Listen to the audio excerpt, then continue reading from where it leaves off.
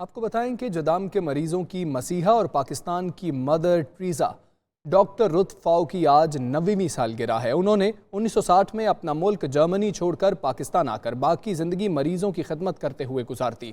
عظیم خاتون کی زندگی پر رپورٹ کر رہی ہیں رمسا موبین۔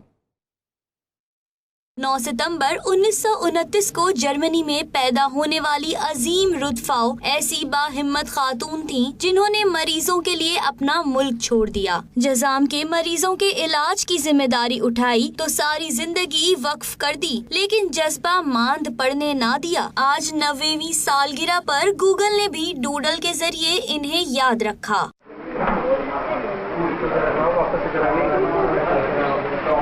ڈاکٹر رت فاؤ رنگ و نسل اور مذہب کے فرق کو کبھی خاطر میں نہ لائیں۔ 31 برس کی عمر میں پاکستان آ کر ایسے مریضوں کو گلے لگایا جن کے اپنے بھی ساتھ چھوڑ چکے تھے۔ جزام کے مریضوں نے انہیں ماں کا درجہ دیا۔